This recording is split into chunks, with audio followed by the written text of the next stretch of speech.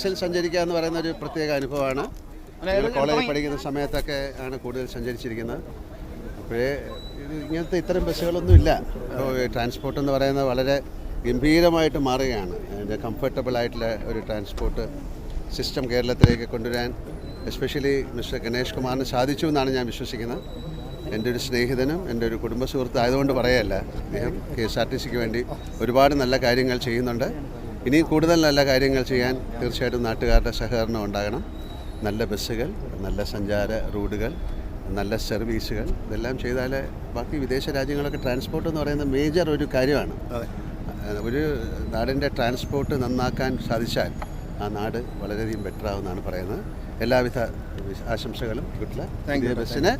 ബസ്സിൻ്റെ അകത്ത് കയറി ഒന്ന് സഞ്ചരിക്കണം ആഗ്രഹമുണ്ട്, അകത്തേക്ക്.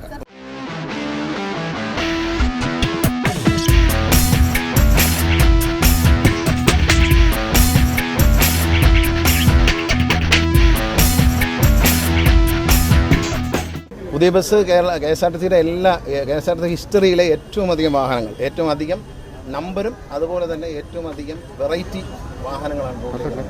KSRTC ഇതുവരെയുള്ള അതിൻ്റെ മുഖച്ഛായ മാറുകയാണ്. എല്ലാ തരം യാത്രക്കാരെയും, ഗ്രാമപ്രദേശങ്ങളിലെ യാത്രക്കാർ മുതൽ ദീർഘദൂരം പോകുന്ന സ്റ്റുഡൻസ് അടക്കമുള്ള വാഹനങ്ങളുള്ള എല്ലാവരും, കാറുകളുള്ളവർ പോലും കാർ ഉപേക്ഷിച്ച് KSRTCയിൽ വരിക എന്ന ലക്ഷ്യത്തോടെയാണ് ഞങ്ങൾ ഈ ഫ്ലീറ്റ് മോഡേണൈസേഷൻ നടത്തിയത്. അത് ബഹുമാനപ്പെട്ട മുഖ്യമന്ത്രിയുടെ വലിയൊരു ഇടപെടലിലാണ്.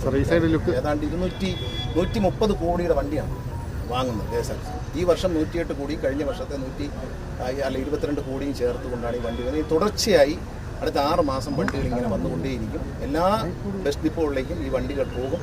എയർ കണ്ടീഷൻ വണ്ടികളെല്ലാം ദീർഘദൂര സർവീസായിരിക്കും, അന്തർ സംസ്ഥാന സർവീസായിരിക്കും. ഈ വണ്ടിയിൽ ഇപ്പോൾ നമ്മൾ കയറിയ പുതിയ വണ്ടി അടക്കം എല്ലാ വണ്ടിയും ഈ ബാംഗ്ലൂരിൽ ഓണക്കാലത്ത് ഇതര സംസ്ഥാനങ്ങളിൽ ബാംഗ്ലൂരിൽ നിന്ന് മൈസൂരിൽ നിന്നൊക്കെയുള്ള ഓട്ടത്തിന് നമ്മൾ ഈ പുതിയ വണ്ടികൾ തന്നെ പരമാവധി ഉപയോഗിക്കും. പുതിയ വണ്ടി തന്നെ ഉപയോഗിച്ചു. നമ്മൾ ഇത്രയും കാലം നമ്മളെ വണ്ടി വളരെ ബാംഗ്ലൂരിൽ നിന്ന് പലരും അവിടുത്തെ മലയാളി സംഘടനകളിൽ തന്നെ പലരും വന്ന് ഭാരവാഹികൾ കണ്ടതിന് ശേഷം കേരളത്തിൽ നിന്ന് വരുന്ന വണ്ടികൾ വളരെ ദയനീയമാണ്. ഒരു നല്ല വണ്ടി ഇടണം എന്ന് കഴിഞ്ഞ 1.5-2 വർഷമായിട്ട് പറയുന്നു. പക്ഷേ ഇപ്പോൾ സാധിച്ചൊരിത്തിരി സന്തോഷമുണ്ട്. KSRTCയുടെ CMD പ്രമോദ് ശങ്കറിൻ്റെ ആത്മാർത്ഥമായ പ്രവർത്തനം വളരെ നല്ല നിലയിൽ KSRTC എല്ലാ ഉദ്യോഗസ്ഥന്മാരും ജീവനക്കാരും വളരെ നിങ്ങൾ പണ്ട് കണ്ട KSRTCയുടെ ജീവനക്കാരല്ല, ഉദ്യോഗസ്ഥരല്ല, അവരെല്ലാവരും ഉണർന്നിരിക്കുകയാണ്.